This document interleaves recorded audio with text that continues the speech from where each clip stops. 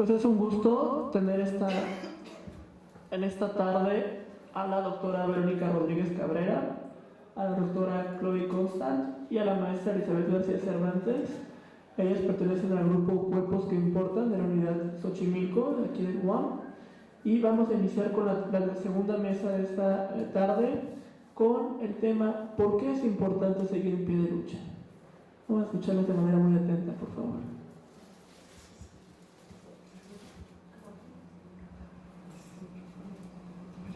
Bueno, yo no suelo hablar mucho con micrófono en realidad, pero a ver si me escuchan, ¿no? En general. Pues les agradecemos mucho la tarde, el espacio también para platicar, sobre todo conversar con ustedes sobre un tema que es el contexto, los marcos sobre los cuales se da esta conmemoración del Día Internacional de la Mujer. Nosotros efectivamente formamos parte del colectivo Cuerpos que Importan, que se dedica básicamente a atender problemas de violencia de género en el ámbito universitario. Específicamente trabajamos en la UAM Xochimilco, pero estamos en relación o en vinculación con otras universidades, la UNAM, el Poli, Chapingo, etcétera, etcétera. Bueno, en esta ocasión no vamos a hablar de violencia, bueno, espero que no es el centro de la discusión la violencia, pero vamos a hablar sobre todo de por qué es importante o por qué sigue siendo importante y contemporáneo conmemorar, hacer paro, marchar por el Día Internacional de la Mujer. Básicamente, bueno, ¿no? Yo soy Verónica, Chloe y Elizabeth, somos las que vamos a tratar de tener este intercambio con ustedes. La siguiente, Eli, por favor. Pues bueno, como ustedes sabrán, siempre aparecen en estas fechas, no les va a faltar al mensaje que las felicite o les mande rosas en los Facebook, en los chats, en toda la mensajería electrónica que manejamos hoy en día, todas las felicitaciones por el Día Internacional de la Mujer. Pero, ¿qué se celebra el Día Internacional de la Mujer? Pues no se celebra mucho, que digamos, ¿no? O más bien se celebra una serie de eventos que desafortunadamente han puesto a la mujer en un ámbito en donde la lucha por sus derechos es básicamente lo que nos convoca todo el tiempo que tenemos que hacer remembranza, esta conmemoración. Desgraciadamente, ¿no?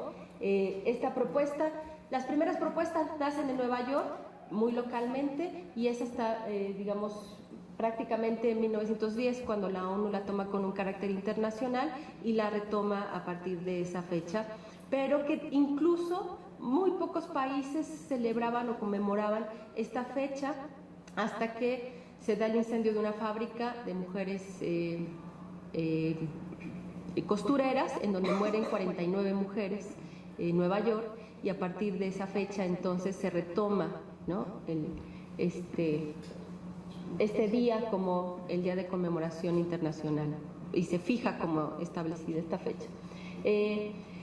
Obviamente no es que esta fecha emerja de la nada o por este evento, sino en realidad es la continuidad de una lucha de diferentes movimientos, principalmente de las sufragistas, que viene de tiempo atrás, de las primeras feministas también, que empezaban a pugnar por cómo el género no es una categoría con la que se nace, sino que en realidad se produce en la sociabilidad, en la interacción humana. Entonces, no es que el Día Internacional de la Mujer emerja justamente por el fallecimiento de estas mujeres, pero sí pone en la tela de discusión las condiciones laborales en las que estas mujeres laboraban y sobre todo las condiciones de exclusión, marginación que muchas mujeres han estado vivenciando hasta esas fechas. Digamos que en este primer momento o en este momento de la lucha de las mujeres, podríamos nosotras ubicar diferentes demandas o diferentes situaciones que convocaban a las mujeres a la manifestación. Entre ellas, obviamente, fue el voto, uno de los más de mayor confluencia, pero también esta igualdad explícita ante la ley que les permitiera a las mujeres tener acceso a jornadas de trabajo reguladas, porque mientras el trabajo de los varones tenía ciertos horarios y ciertos salarios, el trabajo de las mujeres parecía incluso ayuda o era considerada ayuda para el varón dentro de las fábricas. Y muchas veces no tenían ni jornadas establecidas y el trabajo familiar, incluso de los hijos, era considerado como parte del trabajo del varón que proporcionaba el ingreso para la familia.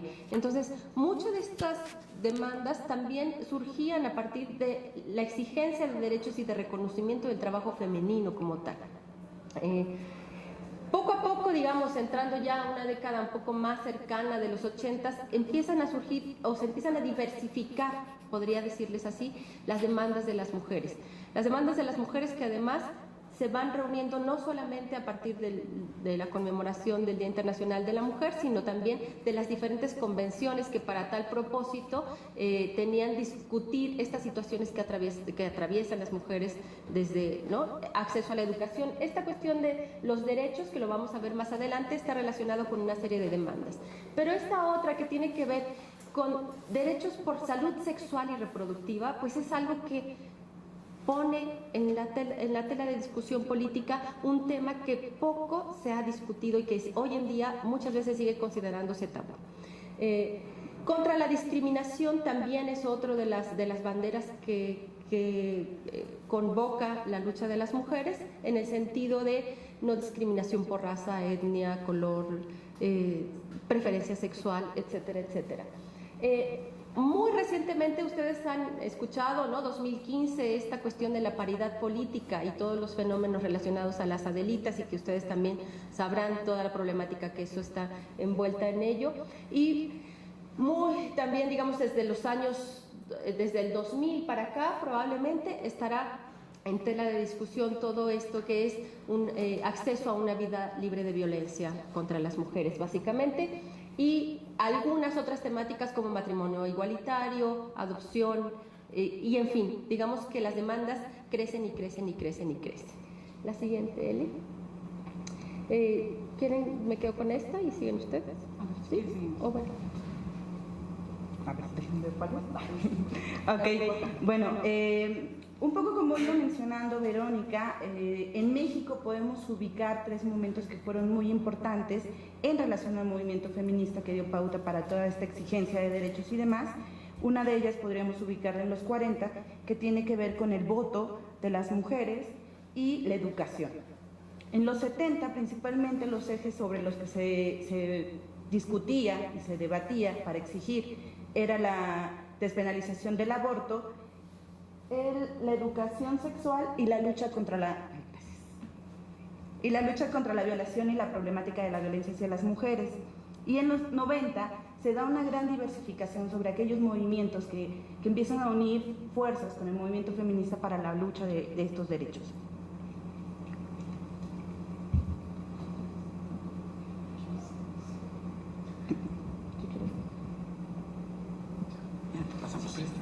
Sí, es que no se ve aquí. Perdón, es cuestión de organización. Entre 3. Pero como no podemos tener los ojos atrás. Sí. Entonces, como mencionaron las compañeras, efectivamente a lo largo del tiempo se han venido diversificando las demandas de las mujeres por un acceso a mayor igualdad y a distintos derechos.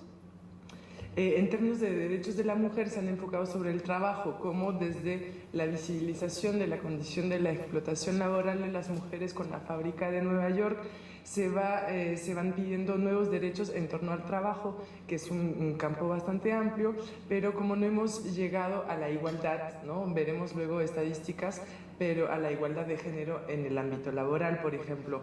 En términos de salud también, en acceso a la salud, las mujeres mexicanas no tienen el mismo derecho, o tienen en el papel el mismo derecho, pero no tienen efectivamente el mismo acceso a la salud. En el ámbito de la educación también se han logrado colmar un poco las brechas en términos de educación, pero eso no es igual en todo el país, también varía según las zonas urbanas, rurales, etcétera, entre otras cosas. De las cosas que se han conseguido también es la cuestión del acceso a la tierra, como durante mucho tiempo las mujeres no podían ser propietarias de la tierra, cosa que ahora sí. Y en cuestión matrimonial, el acceso al divorcio también, que ha sido uno de los grandes logros dentro de los derechos de la mujer, el poder divorciar efectivamente sin todas las trabas que había anteriormente, o sea, antes de la ley actual, que el proceso existía, digamos, el trámite existía en el papel, pero para hacerlo efectivo era toda una historia muy, muy complicada, ¿no? El movimiento feminista también ha permitido visibilizar un conjunto de demandas de las mujeres, pero también enfocando en términos de clase, de etnia, y cómo se interseccionan, decimos, ¿no?, desde la interseccionalidad. Esos temas de clase, etnia y de género ha permitido visibilizar la demanda de grupos minoritarios, sean sociales, étnicos u otros. Ha permitido la emisión de políticas sectoriales, ¿no?, para estas minorías, por ejemplo, en términos domésticos o en el mundo rural, para derechos sobre la propiedad de la tierra y de manera general sobre derechos humanos. Y efectivamente, como mencionó Verónica anteriormente, la cuestión de los derechos humanos se da en el marco de un conjunto de convenciones que se van dando desde el movimiento feminista y desde la situación particular de las mujeres, desde el final de los años 70 hasta la fecha.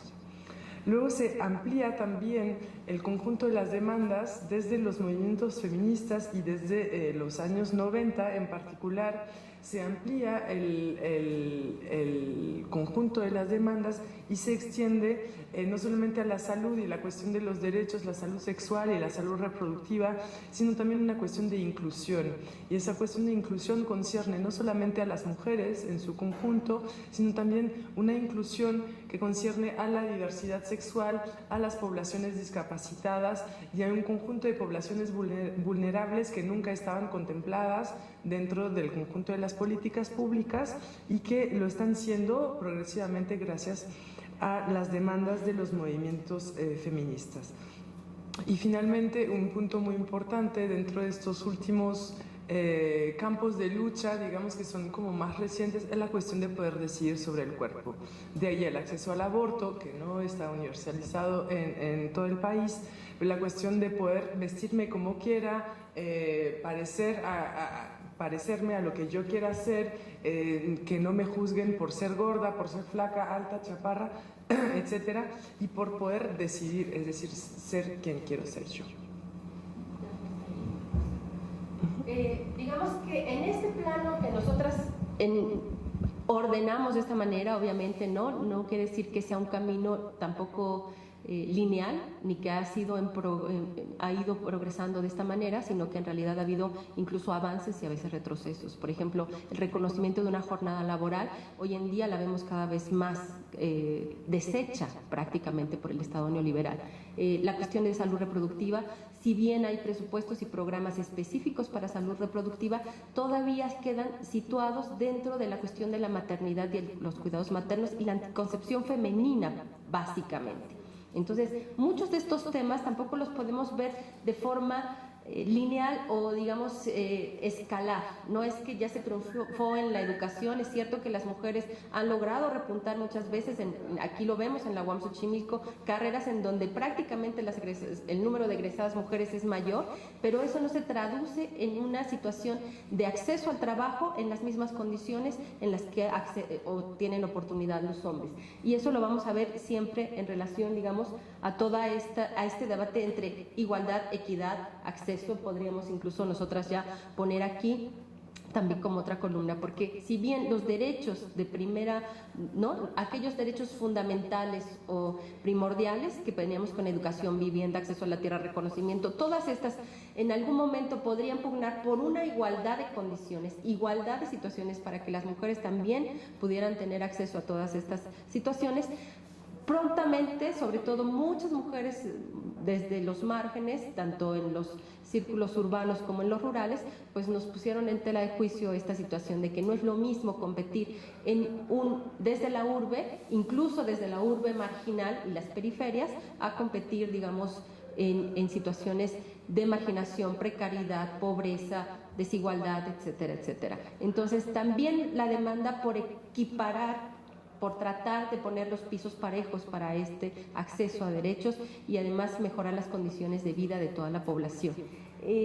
Ahí es donde empieza todo este debate de, bueno, ¿es equidad o es igualdad? Y políticamente, ¿no? Dentro de muchos que vemos hoy en día, mucha gente promueve más la equidad que la igualdad, porque pareciera que lo que pelean las mujeres desde el feminismo es ser igual a los hombres. Y aquí hay que tener mucho ojo y muchas pinzas, porque efectivamente las mujeres reconocen que no son iguales. Y justamente por las diferencias en que las mujeres están posicionadas en sus contextos, es por eso justamente que se pelea por un acceso distinto, por una equidad, por emparejar los pisos al menos, ¿sí? No es lo mismo mujeres que han tenido muy recientemente un médico en una comunidad, tan solo un médico para que les diagnostique las cosas básicas, a empezar a pelear por salud reproductiva y los derechos reproductivos. O sea, no es lo mismo en la urbe que en la ciudad o por el derecho a decidir sobre el propio cuerpo. Entonces, ahí también tenemos un falso discurso que generalmente se nos pone como si fuera más correcto pelear equidad que no igualdad. Es igualdad de derechos, igualdad de situaciones, igualdad para el desarrollo, en realidad, de llevar una vida digna. Ese es, ¿no? Bueno, mis compañeras no sé si quieran agregar algo más ahí. Ok, en la situación con respecto al Estado ha dado diversas respuestas. México, a partir de que ratifica la CEDAW y la Convención de Belém do Pará, ha tenido que poner en práctica, ¿no?, ciertas cosas y legislar sobre ciertos temas para poder brindar este acceso a los derechos, a la justicia y demás. Algunas de las acciones que ha hecho el gobierno puede ser, por ejemplo, en relación a la creación de institutos como Mujeres o fiscalías y demás que atienden todo el tema de violencia. Pero, por ejemplo, si hacemos el análisis de quiénes son las que atienden el tema de violencia, principalmente son mujeres, que se tiene la idea de, claro, porque son mujeres, son más sensibles al tema, son las que cuidan, las que no, ¿no? Entonces, todas estas ideas se siguen repitiendo una vez más en este tipo de prácticas que se ponen, ¿no? Entonces, habrá que hacer el análisis, no basta con tener una serie de legislaciones que estén sobre la salud sexual y la salud reproductiva, sobre la violencia, sino más bien hay que analizar qué está pasando, si estamos repitiendo estos estereotipos que se tienen sobre el ser hombre y el ser mujer en una sociedad, y cómo el Estado está dando respuesta de alguna manera, ¿no?, al momento que reproduce otras, ¿no? ¿Es decir, no? Okay. Bueno, y ahí hay mucho presupuesto también, ¿sí? Y ahí también es cierto que se generan prácticas que no necesariamente van en camino a mejorar la vida de las mujeres, sino incluso a mantener mucho de la lógica patriarcal en estas sociedades, o una lógica incluso capitalista, en donde para justificar los gastos y los presupuestos de las instituciones, entonces ahora hay que estar buscando víctimas, ¿no?, bajo un supuesto de violencia y entonces mantener a su público cautivo. Entonces creo que hay que ser bastante cuidadosos, no solamente con eso. El programa Progresa, que es lo mismo en el campo, que genera situaciones de dependencia de las mujeres, en donde obviamente el darles no es que esté mal brindarles alimentación o tratar de asegurar cierta beca para que los jóvenes accedan a la escuela, pero en realidad es una política que minimiza la responsabilidad del Estado y la coloca en las familias, dejando prácticamente a las mujeres como responsables del cuidado a través de la alimentación, de la educación,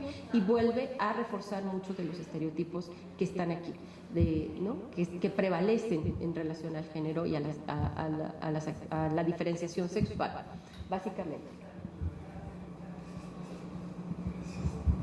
Sí, en este sentido quisiera agregar que efectivamente es como muchas veces, ¿no?, pues México ratifica tratados, convenciones, entonces tiene que demostrar que aplica, ¿no?, estas convenciones, emite esas leyes, crea estas instituciones, y al final, como dice Verónica, no solamente recae sobre las mujeres, pero es como el tapón, estamos haciendo algo, pero como de superficie. ¿Qué están haciendo de fondo? Es decir, hemos reformado los programas educativos, hay desde primaria educación básica al género, ¿no? Y todas esas discusiones que se pueden dar, esas reformas educativas en México y en la región en general latinoamericana, el gran problema radica en que hay movimientos conservadores también muy radicales, sobre todo los movimientos religiosos, que se oponen a esos cambios sociales que se pueden querer dar desde las reformas educativas, como por ejemplo esta mal llamada ideología de género que quiere homosexualizar a los niños y las niñas, etcétera. No se trata de esto, no se trata como de fondo desde las generaciones que vienen poder inculcarles otros valores para que lleguemos a modelos sociales más igualitarios. Y en realidad pues sí hay una resistencia social que es todavía bastante fuerte, ¿no? Entonces, cómo esas medidas legislativas, institucionales en México, pues sí, efectivamente no se trata de decir todo está mal, ¿no? Han hecho muchas cosas, pero también a la vez cómo es que no se trata el problema de fondo, ¿no? Y bueno, muchas de estas también hay que recalcar que muchas de las legislaciones también son el resultado de la lucha de las mujeres y de grupos muy fuertes que se han logrado introducir dentro de las cámaras para poner en discusión temas como estos, y que ha costado incluso, ¿no?, la vida de muchas mujeres el estar peleando, por ejemplo, por la ley de acceso a una vida libre de violencia, o la ley de reconocimiento de víctimas, donde el Estado tiene que tomar responsabilidad por aquellas situaciones en donde no protegió la vida de aquellos para los que suele, ¿no?, en realidad tener razón de ser. De otra manera, si no provee la seguridad a sus ciudadanos, no tendría razón de ser un Estado. Entonces, muchas de estas situaciones también es muy importante recalcar que, aunque estas legislaciones especifican atender, sobre todo priorizar la atención hacia mujeres porque ha nacido de esa lucha, no quiere decir que incluso muchas de las problemáticas que atañen a la diversidad o a las situaciones de género, sea este varón, población lésbico, gay, transexual, bisexual, ¿no?, y todas sus prácticas, todas sus manifestaciones, digamos, no puedan tener acceso incluso a ser protegidos por estos marcos legislativos y normativos. Si quieres empezar con la tragedia. Ok, bueno, pues un poco para seguir en el análisis de qué es lo que está pasando. Ya vimos como un poco de la historia, de dónde viene, cómo ha sido la lucha por los derechos y demás. Creo que es importante también pensar y analizar sobre cuál es la situación actual de las mujeres en el país, ¿no? Y encontramos que en relación a la salud sexual y la salud reproductiva, porque habrá que hacer una diferencia, ¿no?, que no toda la salud sexual tendrá que ver con la reproducción, sino empezarlo a separar. Bueno, pues vemos que el país es el primero, ¿no?, el primer lugar de embarazo adolescente. Entonces es sumamente grave, ¿no?, esta situación.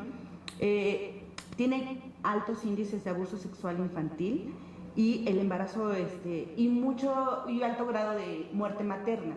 Entonces es una situación que, por más legislación que tengamos y más servicios de salud y demás, resulta que algo está pasando, ¿no? O sea, faltan más medidas, falta más sensibilización, falta más información y demás, ¿no? ¿Pasamos? Bueno, este es un caso, ¿no?, que del cual en realidad no quisiéramos tocarlo nunca. Sin embargo, pues si pueden ver el mapa del feminicidio en México, aquí estamos tomando en cuenta aquellos casos, ¿no?, sobre todo de las activistas que están tomando las cifras de las mujeres que aparecen desaparecidas, muertas, en diferentes situaciones relacionadas a muertes directamente por motivos de género.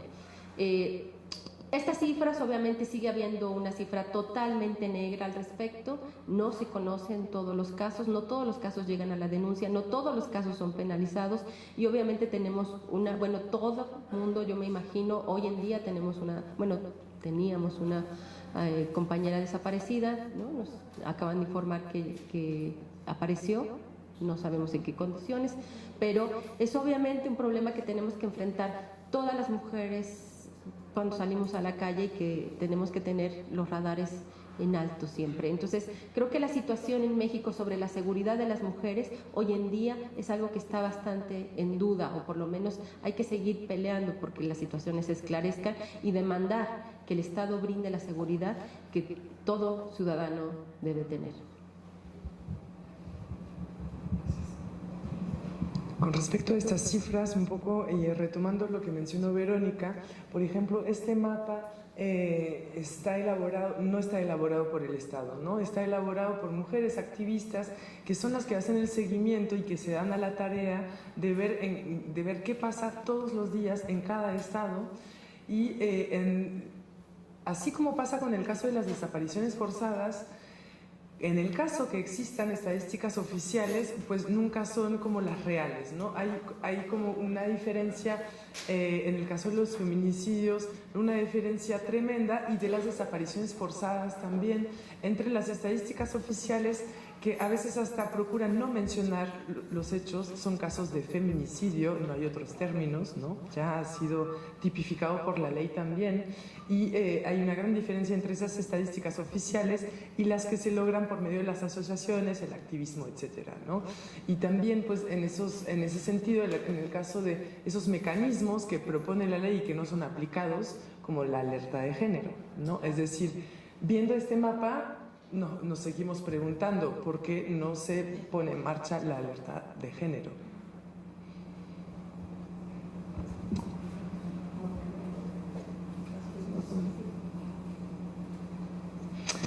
Bueno, En lo otros, laboral, sí. que además es una demanda muy,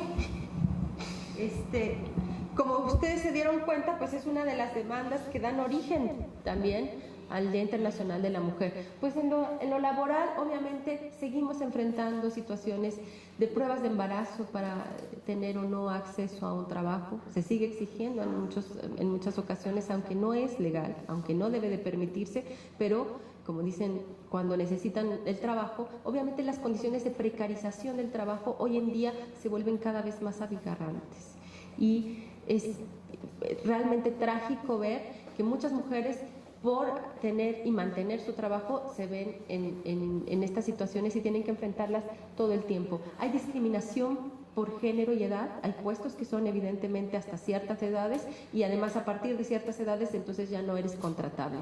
Las condiciones en las que se ha movido el mercado laboral y todas las reformas laborales hacen que prácticamente ningún joven que esté hoy en día cotizando o que tenga un trabajo formal, si hablamos de lo formal, de la formalidad, esté en condiciones muy ambiguas de poder lograr una jubilación decente, que fue una lucha que se ganó probablemente en los 70s y que el Estado de Bienestar proveó durante algún tiempo, pero que hoy en día estamos justamente en situaciones de precarización del trabajo que afectan además también a las mujeres. Esta brecha salarial, que en México tenemos cifras del 23%, pues son justamente todas estas brechas en donde por el mismo trabajo, exactamente por el mismo trabajo realizado, las mujeres ganan 23% menos, ¿sí? Y esta cuestión del empleo formal de las mujeres, que alcanza el 36%, se dan cuenta, probablemente es más alto incluso que el que puedan alcanzar los hombres. Entonces, aunque pareciera un triunfo para las mujeres, en realidad no podemos decir que todo el trabajo de la informalidad está cubierto entonces por más del 70% de las mujeres todavía hoy en día.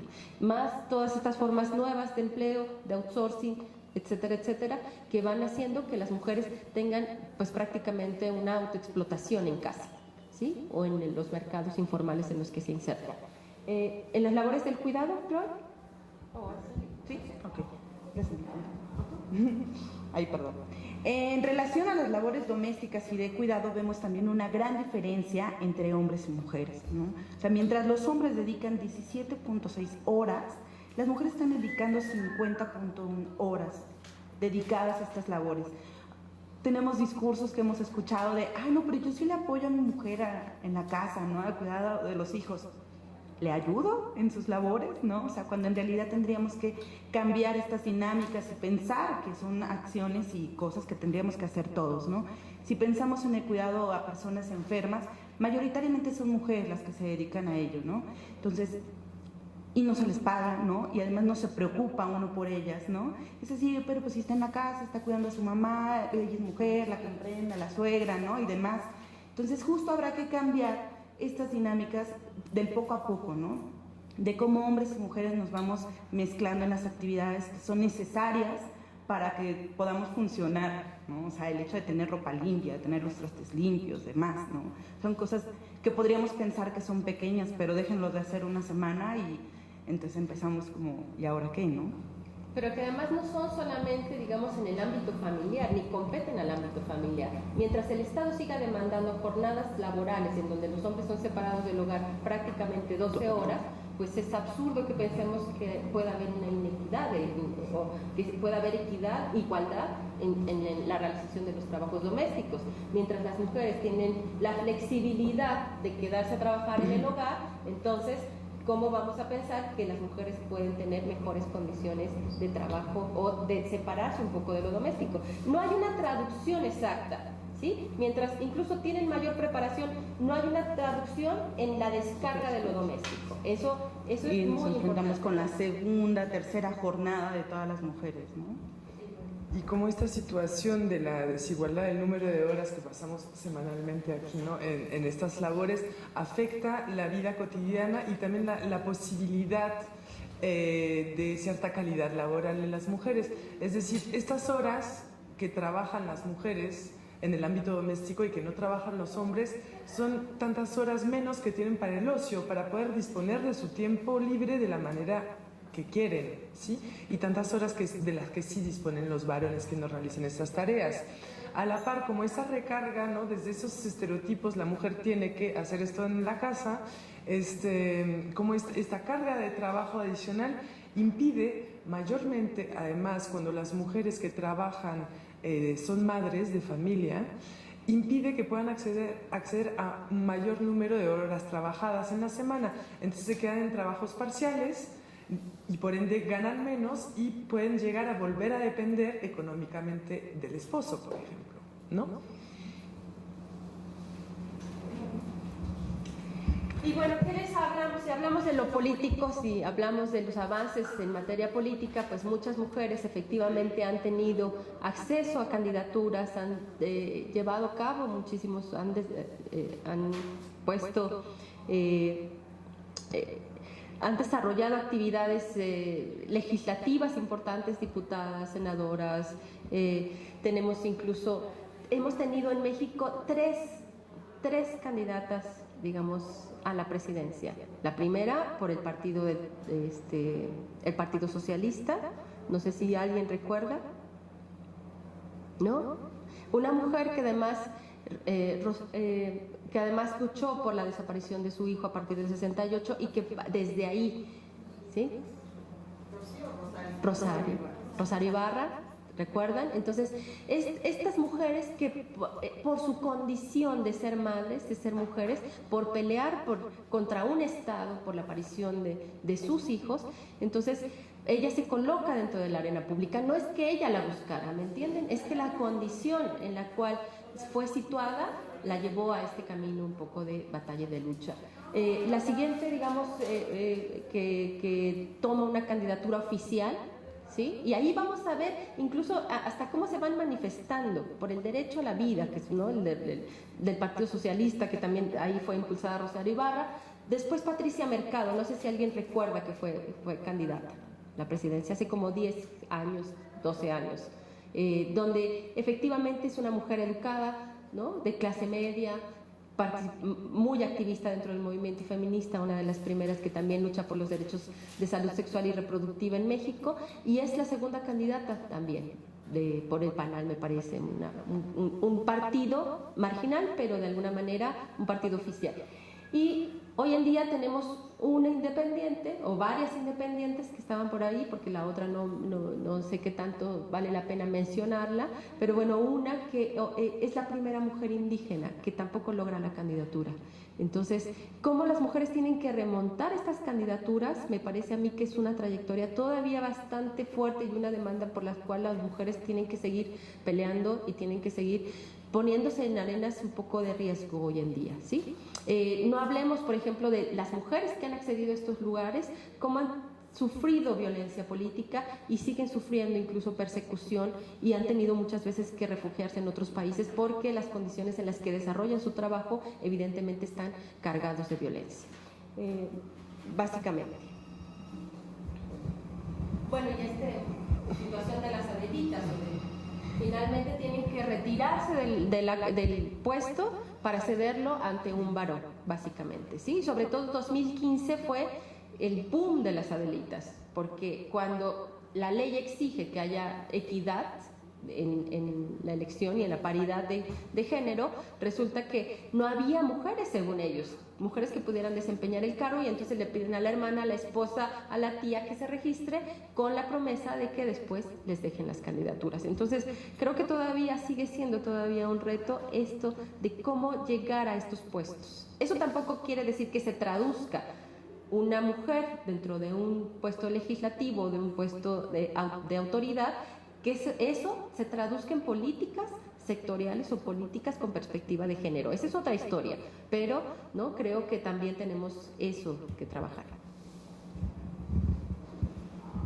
Sí, terminando con esa cuestión política, también como muchas veces, y es válido para México y muchos otros países, ¿no? También las mujeres que entran al campo de la política no valen por sí mismas, valen detrás. Está la imagen del hombre como la sombra, ¿no? ¿Cuántas presidentas, estoy viendo en el Cono Sur, hay, bueno, sí, es que fue esposa de, ¿no? O era la hermana de, a altos cargos en la presidencia y en todas las escalas de las políticas nacionales, ¿no? Sean, bueno, según los tipos de cargo, según los países también, pero siempre es, pues, no se vale por sí misma. Se vale porque supuestamente habría una garantía por un hombre que está detrás en la historia personal. ¿Sí? ¿Terminas?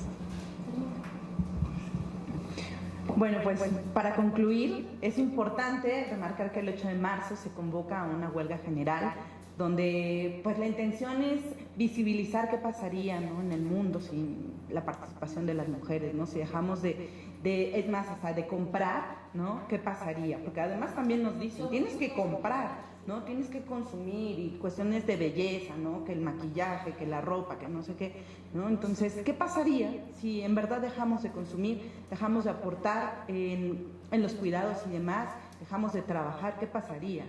¿No? Entonces, como para visibilizar es que se convoca esta huelga general el 8 de marzo y a marchas, ¿no? Que en muchas ciudades también se está convocando a marchas para justo ahí unir fuerzas, ¿no? Delante de la Independencia del Zócalo, la convocatoria es a las 4 de la tarde. La huelga efectivamente es una tendencia reciente, no es el segundo año, ya se está propagando la idea en el mundo entero. Esa visibilización que bien mencionó Elizabeth, ¿qué pasa en el mundo si dejamos de ser o de hacer lo que se espera de nosotras? ¿No? ¿Qué pasa en su casa? No sé, piensen cada uno de ustedes, ¿qué pasa en su casa? ¿Qué pasa aquí en la escuela? ¿No? Dejar de hacer la comida, quiénes son las que proveen la comida en la mayoría de las empresas, de belleza, ¿no? La repercusión sobre la economía, etcétera, etcétera. Los alimentos. Eso es como siempre se ha marchado por el 8 de marzo y recién está saliendo esta tendencia, este llamado a huelga general.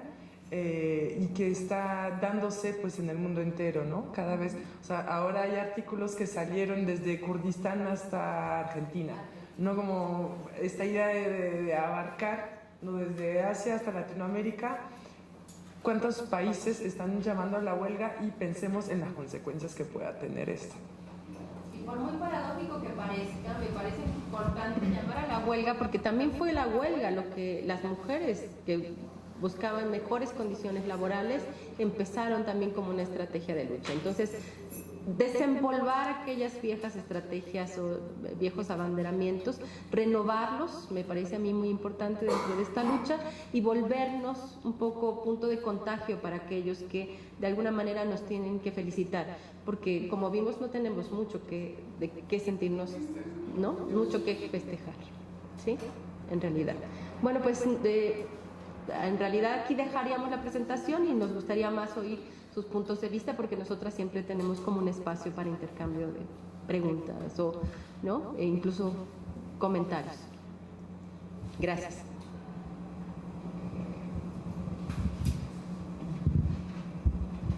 ¿Algún comentario? Ha sido como un recorrido, tratamos de hacer ese recorrido no histórico y hacer como un balance de qué se ha conseguido en esos términos de derechos, cuál es la situación actual, ¿no? Vemos que pues ese balance actual todavía tenemos mucho que hacer, por eso, ¿no? Ese título del por qué seguir en pie de lucha, igual ha sido pues un formato así que tratamos de hacer un poco, a ver, qué ponemos y qué no ponemos dentro de esas cosas generales. No sé si tengan preguntas puntuales. Los medios electrónicos, ustedes han hecho esto, porque a mí no me llegaba nada. Dentro de los medios como difusión, ¿no? Sobre la marcha, el convocar verdaderamente en grande, porque digo, eso tenía que haberse visto desde por lo menos un mes atrás para poder lograr. Sí. Tienes razón, generalmente esto circula en los grupos feministas, lésbico, gay, etcétera, etcétera, que han estado en la trayectoria, pero creo que también hay una aberración ahora al feminismo, porque se entiende, ¿no? De repente como es solamente para mujeres, cuando el feminismo en realidad nos compete justamente a todos. Entonces, bueno, varias de las luchas que están aquí competen a diversos grupos que tratan de amalgamar todas estas luchas. Entonces, confluir en las diferentes luchas que se tienen a lo largo del territorio. No hablemos, por ejemplo, de las ecologistas, que también tienen un papel muy importante y una demanda fundamental. ¿No? México también es uno de los primeros países en asesinato de ecologistas, mujeres también, porque también muchas son de ellas representantes mujeres, periodistas, etcétera, etcétera. Entonces, efectivamente la información circula básicamente en estos círculos, pero bueno, ¿no? Ahora ya su sugerencia lo vamos a subir por lo menos en cuerpos que importan, pero bueno, es importante también tener estos foros y que ustedes contacten la voz y la vayan pasando, hay que pasar la voz también. Sí. Como por ejemplo el mapa de los feminicidios que redactaron ese mapa. O sea, no nada más es la fotografía, o sea, hay más información para leer. Sí, por... De nosotras no.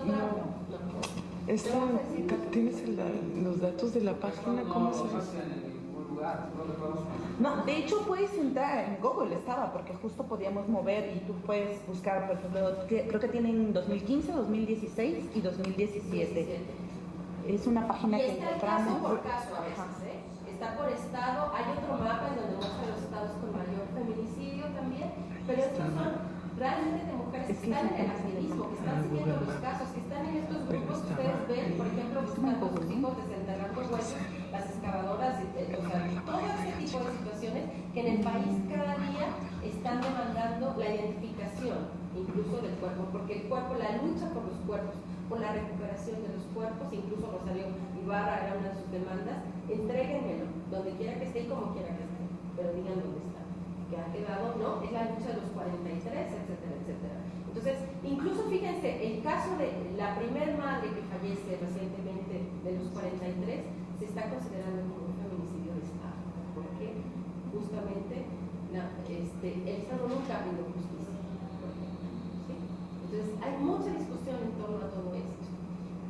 No, que no podemos decir que en lugar de haber disminuido ha aumentado dramáticamente.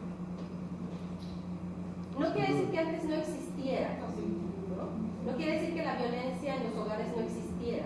Lo que pasa es que cada vez es mayor la reflexión de las mujeres y también es mayor los niveles de reflexión que tienen para que desmarquen que esto no es una situación normal, que eso no debe ser normal. Es que antes decían que en cuanto a este tema solamente Ciudad Juárez era el que ocupaba la estadística más alta, pero vean ahí, o sea, eso es una mentira. El Estado que tiene formalmente, y estoy diciendo que hay cifras oscuras y negras, formalmente el Estado con mayor feminicidio es el Estado de México. Por eso es que tenemos esta paluca, o sea, todas estas desapariciones que ustedes ven en los periódicos, es el Estado de México, porque es una ciudad de tránsito. No es que sea mentira lo de Ciudad Juárez, sino que la situación ha cambiado. O sea, se ha visibilizado la cuestión de los feminicidios en los años 90 con el caso paradigmático de Juárez, que era en ese momento el lugar y pues el estado, ¿no? Donde había mayores feminicidios. Ahora la situación ha cambiado y los estados donde hay más, el Estado de México encabeza tristemente la lista y los que siguen, si no me equivoco, son Puebla, Morelos y Puebla y Morelos Pues, están como los tres primeros. O sea, están más cerca de lo que pensamos. No es Ciudad Juárez. ¿Qué tan fuera de la realidad podría ser mi comentario de que la Constitución fuera regulada, pero para todos los estados, unificar las mismas leyes, los mismos castigos? Creo que ya es tiempo, ¿no? Porque el castigo que puede ser aquí en la ciudad para algún otro estado y sobre todo algún pueblo indígena no sería igual. Y tampoco queremos eso, ¿no? Yo creo que antes de pensar en el tipo de castigo hay que pensar en cómo conseguimos justicia, porque la gran mayoría, fuera el castigo que es el final del proceso, bueno, para la persona que comete el delito, el feminicidio, lo que hay que pensar en es cómo conseguimos justicia, porque la gran mayoría de esos crímenes quedan impunes, ¿no? Entonces, antes de pensar en unificar el tipo de castigo es cómo aplicamos efectivamente la justicia. ¿Y cómo aseguramos que esto no siga ocurriendo? ¿Cómo hacemos que esto no siga ocurriendo? Pero además lo paradójico de esto es que incrementa los niveles de vigilancia sobre las mujeres. El cuídate, no vayas vestida así, no salgas a tales horas. Una lucha que ya se había ganado en el movimiento. Y hoy en día la vigilancia, y no les digo con estos celulares que en gran medida nos han ayudado también a la localización de las personas, pero en gran medida también se vuelven un control. Y la violencia entre parejas, etcétera, también eso es otro fenómeno que se está presentando y que tenemos que atacar de frente. Tenemos ahí Sí, aquí adelante No, también. más que una pregunta es un comentario. La constitución política de nuestra Carta Magna sigue siendo la misma para todos los estados. Desafortunadamente, el gobierno de cada estado ha manipulado y ha establecido sus propias leyes y sus propias normativas, que en muchas ocasiones se contraponen justamente con lo que dice la Carta Magna. Y entonces te das cuenta que en el sistema judicial, pues, hay un desacuerdo total entre lo que dispusieron las leyes y las normas de Morelos con lo que decía la Constitución Política, ¿no?, de México. Entonces, más allá de eso, es realmente ir puliendo esa cuestión legislativa en donde ahora resulta que es más valioso una ley local o estatal que la Carta Magna. ¿Qué es lo que ha sucedido?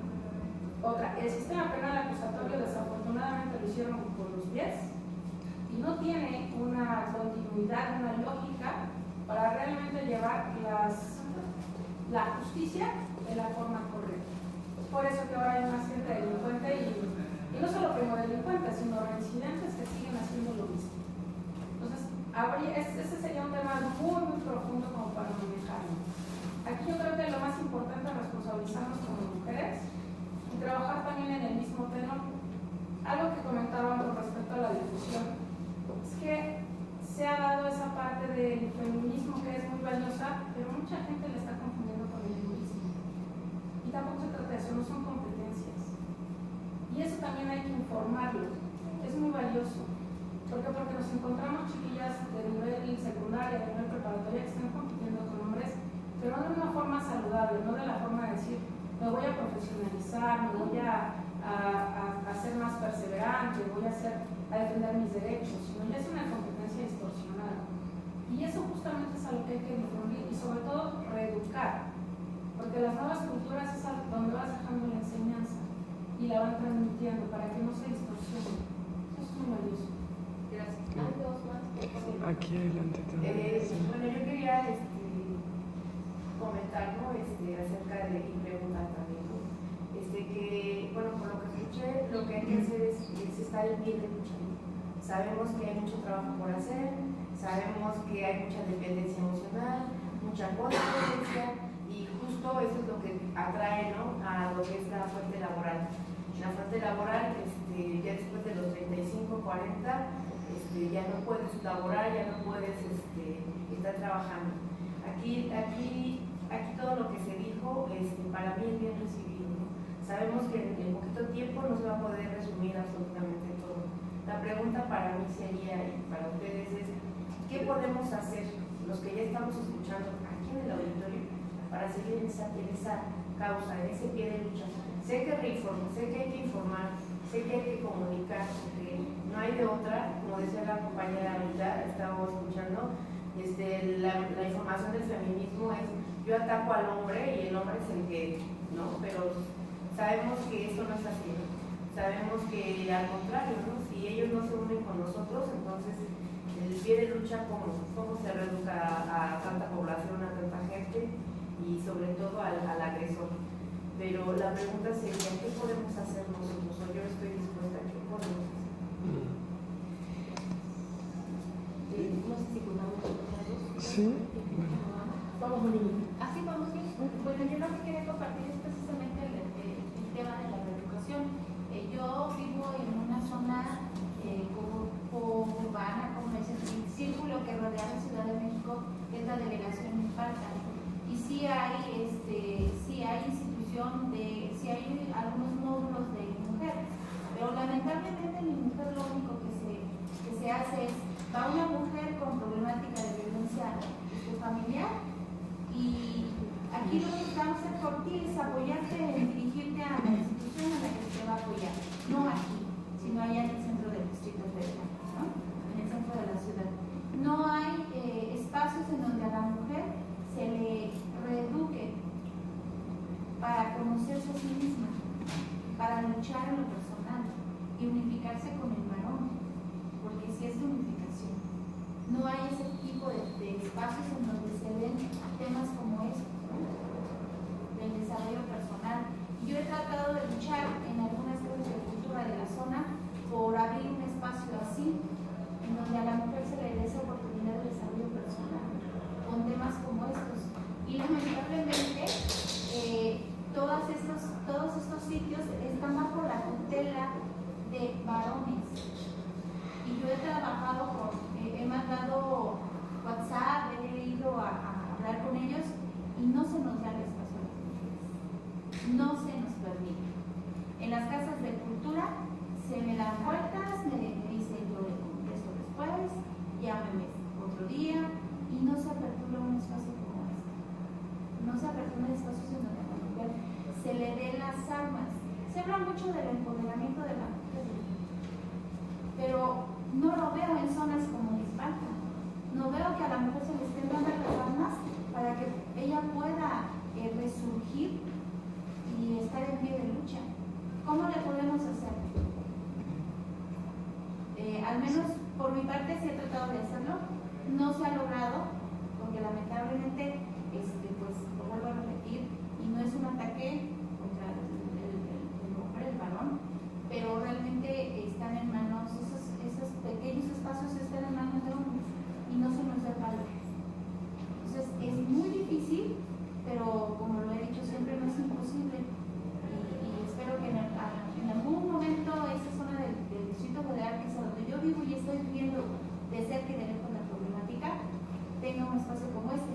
Porque hay infinidad de denuncias de violencia intrafamiliar y cuando van las mujeres al Ministerio Público, lo que se cuando una mujer va a pedir un asesoramiento por violencia intrafamiliar en la modalidad psicológica, si a la mujer no le den golpes, no le levantan la denuncia. Y claramente se lo dice, no vienes con marcas de golpes, no te podemos ayudar. Entonces, en pocas palabras le dices, ven cuando te haya golpeado. Hasta ese momento podemos hacer algo. Hacemos una pausa de para que nos responda. Y seguimos, ¿no? ¿No? ¿Cuál es tu nombre? Aurora. Aurora. Pues un poco estoy de acuerdo contigo, o sea, creo que es un problemón esto de la violencia intrafamiliar, porque además, o sea, pensando como en estas instituciones que atienden, ¿no?, la violencia, yo lo que por lo menos sí me he dado cuenta es que estas instituciones, muchas, apelan al mantenimiento de la pareja, ¿no? Bueno, independientemente de eso, también lo que hacen es que las mujeres se vuelvan víctimas, más que actoras y que puedan tomar decisiones y demás, ¿no? O sea, esas instituciones te dicen, a ver, ¿estás sufriendo violencia? Ok, sí, tienes entonces esto y el otro, ¿no? Y por ejemplo, en la Ciudad de México hay algo que se llama el seguro contra la violencia familiar. Entonces, para que tú puedas ser beneficiaria de ese seguro, tienes que demostrar, ¿no?, que vives violencia, y entonces te dan 1,500 pesos para que, y además el requisito es que te alejes del agresor. O sea, no saben que las ponen en mayor vulnerabilidad, ¿no? Tienen que, entonces dicen, bueno, entonces para ganarme 1,500 pesos, ¿no?, digo que estoy viviendo violencia. O sea, es una cosa tan enredosa todo el tratamiento, toda la atención que le dan al tema, que, y también es otro debate, o sea, mantenemos estas instituciones o las quitamos. O sea, fue el logro de una gran lucha. O sea, a ver, había violencia, hay que hacer algo. La primera ley que sale es la Ley de Atención y Prevención a la Violencia Familiar, ¿no? Entonces tiene esta lógica del núcleo familiar, de mantengámoslo, de no sé qué, ¿no? Y además de una familia heterosexual, ¿no? Hombre, mujer, hijitos, ¿no? Y además donde el hombre es el agresor y la mujer es la víctima. Entonces mantenían como ese modelo. Después viene la ley de acceso, la ley general en algunos casos, pero la lógica sigue en las mismas, ¿no? La atención que se da en esas unidades sigue prevaleciendo de esta manera. O sea, veamos la familia y llegas y a ver, entonces el esposo es el que te golpea, ¿no? O sea, la verdad es que para mí tendrían que cambiarse las formas en que se atiende, y es más, o sea, vas con las personas que están atendiendo y están quemadas de tanto trabajar el tema, no tienen capacitación, no tienen contención, o sea, no. Hay jefes o jefas que atienden esas unidades, que coordinan, que no tienen nada que ver con la violencia. Atienden desde lo administrativo, pero no hay una orientación, no hay una crítica, ¿no? O sea, yo digo, ¿dónde están todas las mujeres o todos los hombres que estudian el tema? Están en otro lado, porque muchas veces sabes que desde ahí no puedes mover nada, ¿no? O sea, que te cierran también a una cuestión institucional, que tienes que responder con números. O sea, se disputan por las mujeres, el INMujeres y la UABIC, se pelean por reportar números, pero no les interesa cambiar una relación, ¿no? Ajá. Entonces creo que más bien es de chambearle desde donde podamos, ¿no? Desde la casa, si quieres, o desde la comunidad, desde la escuela, el estar como cuestionándonos también cuál es nuestra percepción, qué queremos, ¿no? Ir ahí como, yo digo, pensándole, rascándole ahí un poquito en esa cosa que nos duele y nos molesta, porque a veces ni siquiera sabemos qué es violencia. Eso que nos está así como, pues yo me siento incómoda, como que algo me pasa, como que no me siento bien en esta relación o en este lugar y demás, y no alcanzamos a decir, estoy viviendo violencia. Entonces, desde ahí, cuando empecemos a nombrarla, vamos a ir cambiando cosas, ¿no? Entonces, yo creo que no nos podemos atener a una respuesta del Estado, es importante, pero creo que no es todo, ¿no? Y aparte también está la cultura, porque sí, es en que... la zona veo que hay chicas de 20 años que estudiaron una carrera técnica y están siendo, en el campo laboral, están en una tienda, atendiendo una tienda de abarrotes o algún negocio local. Y cuando yo trabajaba en una boutique, llegaban 2 chicas a pedir un puesto de vendedora, y una había estudiado informática y la otra había estudiado para el cuidado de los bebés, policultura, algo así. Y le digo, ¿y qué haces aquí pidiendo el trabajo de vendedora en una boutique? Vete lejos. Dices que mis papás dicen que si no voy más adelante de la delegación de labor, me va a pasar algo porque hay mucha inseguridad. Y no es mentira. Es cultural. De verdad, me da risa en este momento, pero cuando las tenía enfrente, porque yo era la que les iba a hacer los exámenes, o sea, la prueba para el puesto, se siente una frustración porque son chicas, son futuro, son mujeres de futuro, y que estén culturalmente tan restringidas, tan oprimidas por la familia, porque no las dejan salir, o sea, ellas no les permiten avanzar más allá. Claro. Entonces, sucede, y estoy hablando de delegación y falta de entonces, sí hace falta mucha reeducación. Sí, creo que un poco en este contexto y contestando particularmente las preguntas que hiciste, ¿no? ¿En qué podemos hacer? Yo creo que una de las cosas fundamentales, porque no es que todas tengamos la disponibilidad, la energía, la fuerza para salir a marchar, no todas tenemos las mismas herramientas, Lo creo que sí todas podemos reflexionar y compartir es cuáles son nuestras creencias, como mencionaba Elizabeth, y cuestionar las creencias también de las personas que están a nuestro alrededor para poder empezar a modificar las prácticas, ¿no? Es visibilizar, darnos cuenta desde nosotras mismas cuáles son las creencias que nos perjudican y que siguen reproduciendo estas desigualdades, etcétera, estos estereotipos, por ejemplo, y cómo se reflejan en nuestras prácticas. Como decimos, no, pues deja, yo te lo voy a hacer. No, tu hijo ya es grande y lo puede hacer solo, por ejemplo, ¿no? Es un ejemplo entre muchos, ¿no? Ese cuestionarnos y cuestionar en la medida de lo posible en nuestro entorno nuestras creencias y nuestras prácticas. Y otra cosa fundamental también creo que es la cuestión del compartir entre las mujeres. Por ejemplo, mencionas, no existen las estructuras. Y es muy cierto, o existen y están en manos de hombres y te dan mucha vuelta porque dicen, uy, no, pues si no me voy a meter en este tema me voy a traer problemas.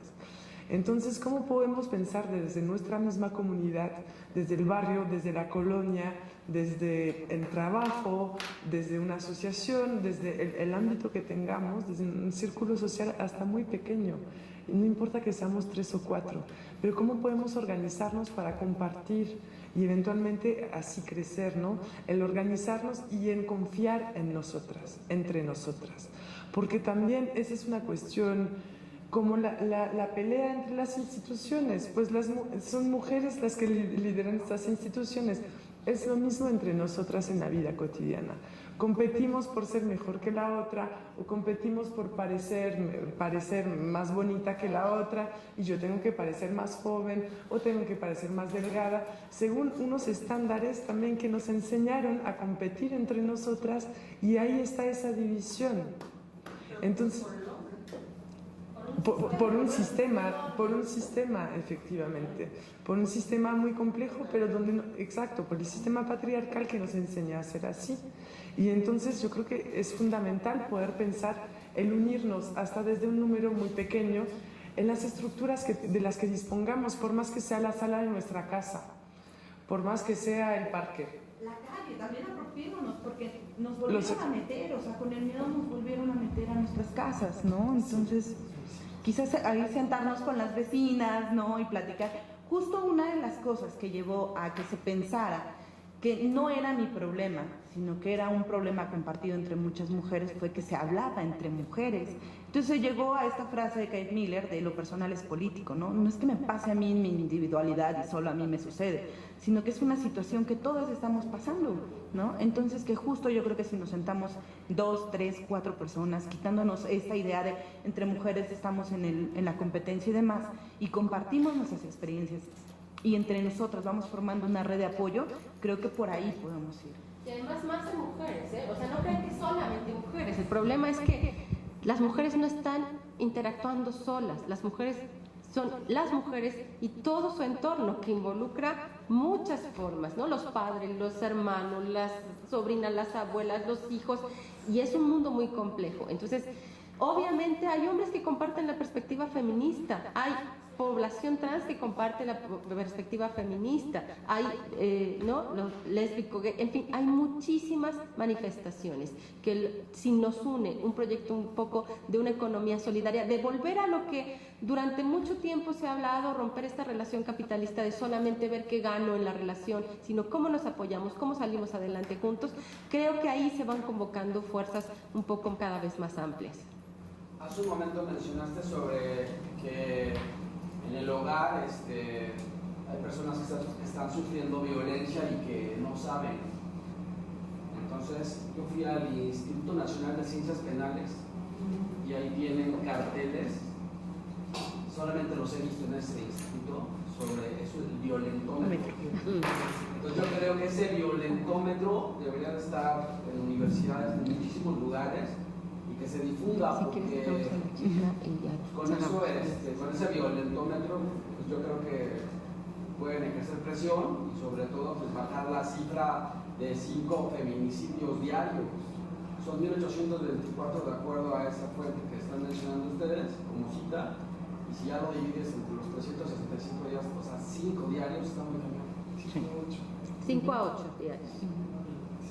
Ok, ¿y alguien más? ¿Alguien más? Teníamos la Por pregunta ahí, de la compañera de atrás. Tenemos un poco, sí. Igual ya es un comentario porque ya estaba comentando sobre esto de la contención. Yo he tenido la oportunidad de conocer a psicólogas de mujeres. Entonces sí, o sea, justo a las mujeres no les dan en realidad como una contención como tal. Tienen como 1 o 2 al año y eso mínimo, más bien máximo. Y creo que cada una de ellas tiene que ir buscando en dónde puede como encontrar esos espacios de contención.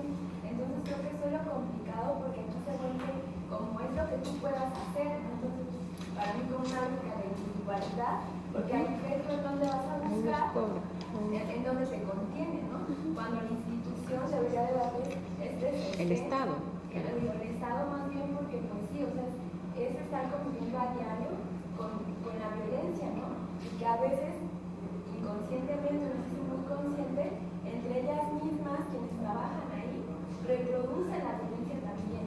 ¿Y por qué? Pues por esta falta de, creo que de contención, o sea, de cursos que necesitan, ¿no? También entre ellas mismas. Y bueno, ese es un comentario y también tenía más bien una pregunta, pero sobre los datos, ustedes, en las diapositivas, hay unos datos que dicen que los hombres trabajan 17.6 horas semanales, las mujeres 50.1 horas. Y me gustaría preguntarles de dónde obtuvieron esos datos. ¿La ENU? ¿O la ENU? La ENU, o algo así, ¿no? Es la encuesta De los hogares. Nacional de Ocupación de Empleo. Ah, sí. ¿Me lo podrían compartir? Encuesta Nacional de Ocupación. La encuesta nacional de ocupación y empleo, Sí, sí. está en línea, se consiguen esas estadísticas, así como los de la ENDIRE. Endire, También. también Sí. ahí. Yo quería hacer el comentario de las instituciones, ¿no? La verdad es que es un logro que tengamos instituciones, No hay que negar. yo por supuesto que estoy de acuerdo en que existan, porque ya es un logro, no es un avance enorme. La pregunta es, ellas sí invisibilizan, ¿no? Cuando ya se va uno a hacer un trámite, como me comentaban las muchachas, ¿no? De que llegas a uno, a mí me tocó ir hasta recién y ver, ¿no? Ver la realidad, ¿no? Primero, no tienes ni siquiera, o sea, es que es una ignorancia, no hay información y una ignorancia porque la persona que es violentada no sabe que es violentada. Se da el valor de ir a acusar a su agresor, ya sea su cónyuge, su mamá, su papá, quien sea. Y entonces al llegar a la institución, lo primero que van a hacer es atemorizar. Los miembros de la institución te van a decir, usted sabe qué se está metiendo, usted sabe esto, sabe aquello. Entonces yo vi a la chica, que ustedes han puesto, yo vi a la chica cómo venían así con el ojo morado y todo, y yo les preguntaba, ¿por qué ya no denunciaste? ¿No? Y me decían, no, es que la licenciada me dijo que ahorita no hay doctor legista, que tengo que ir a otra institución, no traigo para el pasaje, y le digo, regrésate y denuncia, ¿no? Pero somos muy pocas las que podemos estar en ese momento, ¿sí? A la hora del caldo, de lo fuerte, es difícil. Por eso las personas no, y las personas aparte no se dan cuenta que están siendo violentadas, porque les da miedo. ¿Tienen hijos? Y lo primero que dice que si no tengo otro lado a dónde ir, y que si no tengo otro lado me dan albergue. Pero tengo una hija de 16 años y ella no le dan albergue. Y tengo un hijo de 8, y tengo un hijo de 9. Y entonces realmente, o sea, se hace casi imposible que la persona denuncie. En el CABI está el piso planta baja, es CABI, y en el cuarto piso es donde se denuncia la violencia familiar, o como antes se le llamaba de todo, pero ahora es violencia familiar. Ya estando ahí, el MP, te empiezas a narrar lo que te pasó y te dice, oye, si esta es una obra de teatro, o sea, dime que ya déjense de hacerse las víctimas, porque cada vez que se hacen las víctimas, en vez de ayudarles, eso no les da valor para que los dejen, ¿no? Y entonces todas esas agresiones, esa violencia, intimidan, ¿no? La persona no sabe que puede tener un asesor jurídico. Cuando ya se te orienta, ¿sabes qué pide tu asesor jurídico? Porque ya bajaste a CABI y ahora tienes tu asesor jurídico. Cuando la persona está con el asesor jurídico, como todos se conocen ahí en el CABI, en el cuarto y en el tercer piso, entonces les dicen, Pues mire, le voy a dar su carta de derechos. Hay gente que no sabe leer y no sabe qué está firmando, y mismos ellos no le dan absolutamente la lectura que le tienen que dar, porque ya se quieren ir. Su turno termina a las 5 y hay otro turno en la tarde. Y entonces yo digo, gracias que tenemos las instituciones. El problema no es la institución, yo creo, la estructura.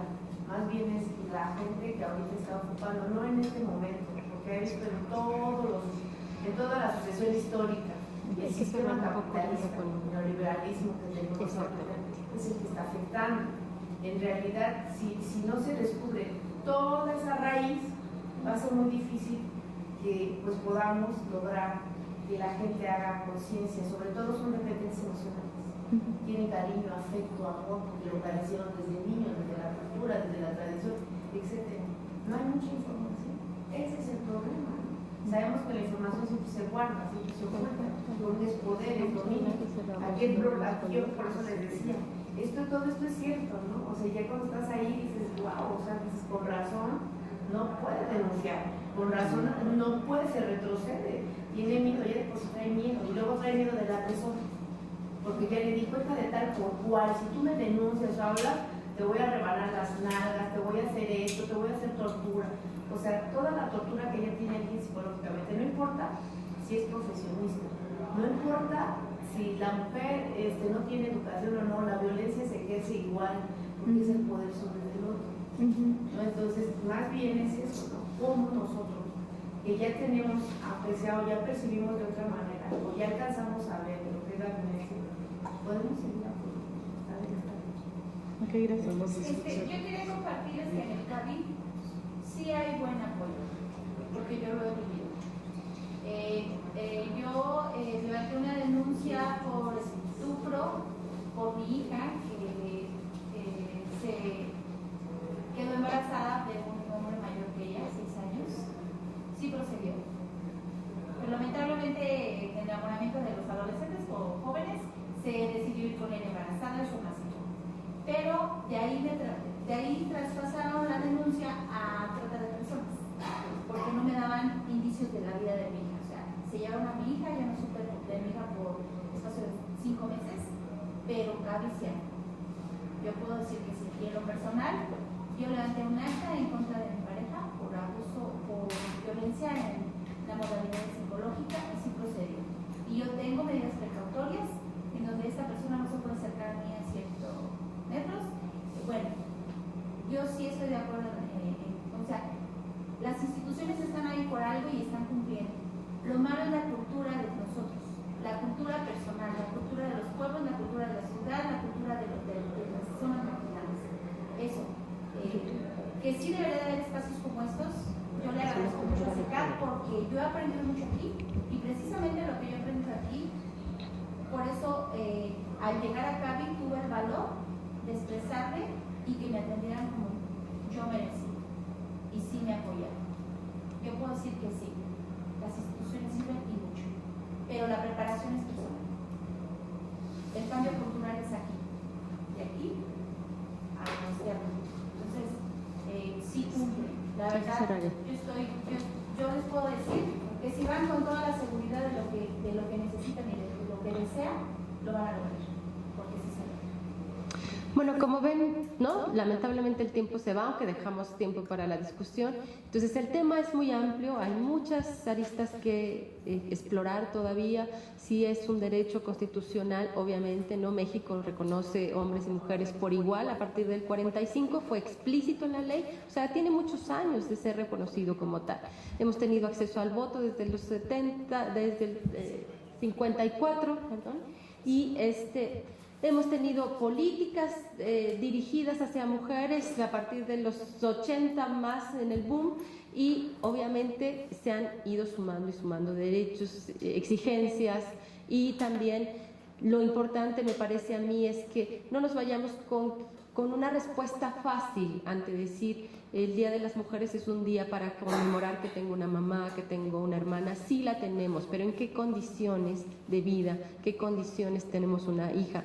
Si es una vigilancia completa, es lamentable que en este país esto siga ocurriendo. Y no es responsabilidad únicamente de las familias ni de las personas, en las diferentes situaciones en las que estén, digamos, desarrollando su vida. Es una responsabilidad social, es una cultura de género, ¿sí? Si a lo que te refieres es una cultura, porque muchos pueblos indígenas tenían mecanismos, digamos, para hacer castigos dependiendo de sus, ¿no?, de sus posibilidades y sus contextos. Pero esta es una cultura de género que se basa básicamente en esta diferenciación sexual para poner a unos sujetos por encima de otros, dependiendo clase, edad, etnia. Eso es lo que quisimos resaltar en este trabajo, y además me parece a mí importante que todas sus expresiones son válidas. ¿Qué nos toca hacer? Pues a veces nos toca hacer desde la esfera chiquita, a veces nos toca hacer desde la esfera académica.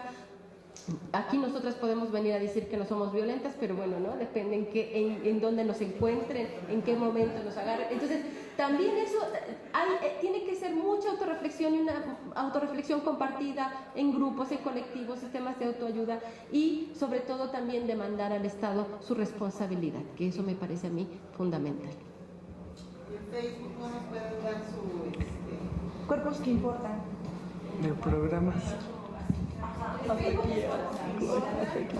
Tenemos también el correo, que es cuerposqueimportan@gmail.com.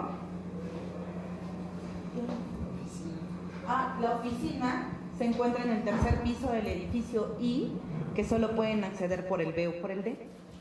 Estamos en lo que antes se conocía como la Casa China, que es muy complicado llegar, tú lo sabrás, ¿no? Entonces, ahí estamos, y bueno, hacemos diversas actividades a lo largo del año, en los que, bueno, nos estamos organizando y demás, pero participan diversas áreas. Entonces, por ejemplo, pueden encontrar alguna actividad de cultura, ¿no? Y tiene que ver con cuerpos porque estamos tocando el tema y demás, ¿no? O algo de orientación educativa, que por lo regular son los martes, si no me equivoco, al lado de la cafetería, donde también se tocan estos temas, ¿no? Sexualidad, SIDA, prevención, relaciones, digamos, porque partimos de no poner el tema crudo. Aquí tal vez no le pusimos ni cifras, no quisimos poner cifras tan alarmantes porque pareciera que necesitamos ver las cifras para que nos alarmemos. Entonces, tratar de partir de otro punto y pensar en la construcción de algo más social, más colectivo.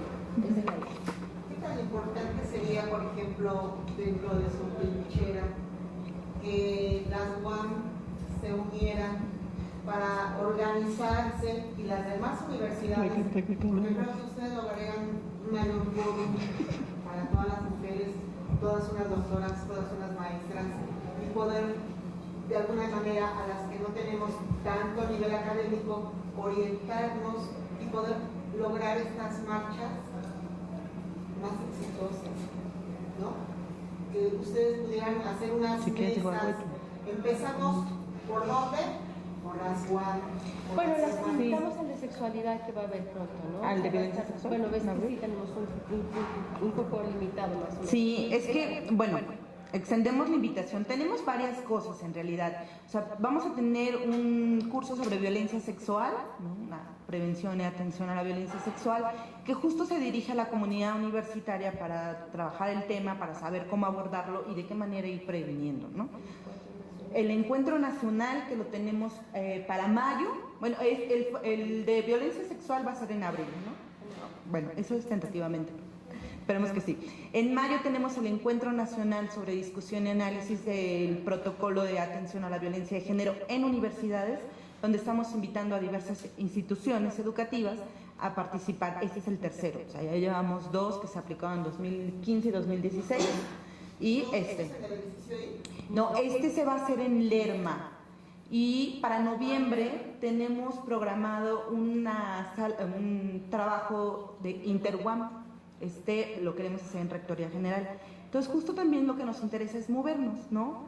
Para ir como haciendo que la comunidad se acerque y demás. Entonces, por lo menos esta InterUAM es qué vamos a hacer, ¿no? O sea, como UAM, cuáles son los pasos que se van a dar en conjunto y demás. Como saben, o sea, hasta ahora no contamos con un protocolo, ¿no? Entonces, ahí queda. De la UAM. Y bueno, les invitamos a que también sigan las actividades sobre estos temas. También la maestría en estudios de la mujer tiene diferentes foros, actividades. El nuevo programa de estudios feministas está generando diferentes foros de discusión. Allí en la semana, sigan sus páginas, tienen varias activistas y también estudiosas del tema. Entonces sigan esas páginas. Nosotros no, en realidad atendemos un problema muy concreto y muy específico, que es la violencia de género en la universidad, que realmente es muy amplio y eso no lo tocamos nosotros ahorita, ¿no? Será en otro momento probablemente. ¿Sí? Pues muchas gracias.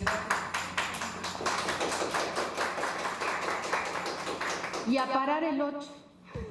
Agradecemos a cuerpos que importan el poder compartir con nosotros, escuchar vínculo con CECAT, que era bien importante tenerlo de este lado, representando la parte académica de la universidad a nivel unidad. Y nos recapitularon todo lo que tiene que ver con la historia feminista, con la violencia de género, pero hay que pensar más allá de las políticas públicas, ¿qué podemos hacer en primera instancia, no? ¿Qué podemos hacer desde la casa, desde la oficina, con las demás mujeres con las que interactúan? Poder generar espacios diversos de comunicación y plantear ideas novedosas para poder atender todo ese tipo de cuestiones de violencia de género, los techos de cristal que nos mencionaba ayer Marta Torres, o cuestiones de violencia que están ocurriendo en diferentes espacios. Gracias por estar con nosotros. Buenas tardes.